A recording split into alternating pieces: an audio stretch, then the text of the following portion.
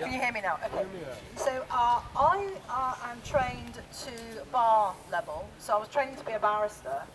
I didn't take the oath at the bar because I realised the level of corruption.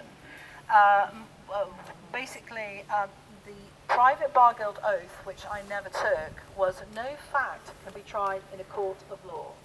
That means whether you are a family in the secret family courts, where it's all about assumption and presumptions of social services, very much supported by the police, or whether you have been charged with a crime, even though there is no victim, no man or woman that you've caused harm, loss or injury to, you will be convicted. It is heinous. Now, we know now that they cannot do that without our consent, and consent is assumed by the transfer of ownership, the birth registration certificate from your mother and father, who are the informants, to Crown Corporation. So these organisations are heinous, and the thing is that we now have that level of knowledge that we can say, well, hold on, yeah, we're not legal entities, we're not legal fictions. We are men and women, and we object to being treated like bonded slaves, which is in fact how we have been treated over decades. So just coming back, the private bar guild oath is no fact can be tried in a court of law.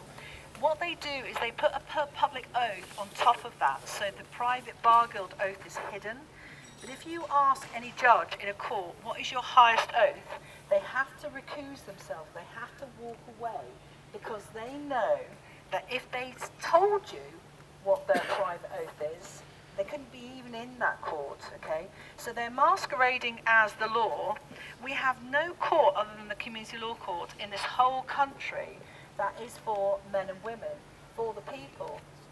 The community law court is trial by jury, and we create the law because our will is supreme. How we do that is the trial by jury hear the evidence. The man or woman or organisation that you're claiming against can come in and put their side of the story forward, and then the trial by jury can ask questions and they decide on the law. So it's not, there's no judge in our court, okay? And it's just simpler, it's beautiful, and it puts the power back where it belongs with we the people. So this court behind us is our building, which is basically being misappropriated by the private bar guild, okay? That's our building in there, and they are basically creaming away, stealing our money because they can access our trusts, they can monetize our sons and daughters by taking them into the care system and fostering them, or even having them adopted. It is heinous, and it's becoming common knowledge. We are accountable for changing that. We are accountable for calling it out.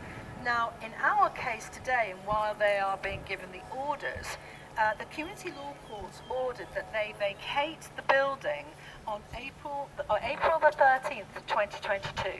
Now, I have to tell you that they have not been served these orders before.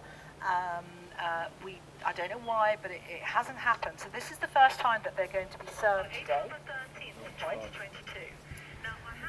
And so what is going to happen is we're going to let them know that a people's court of men and women and their offspring have taken away their right to lease this building.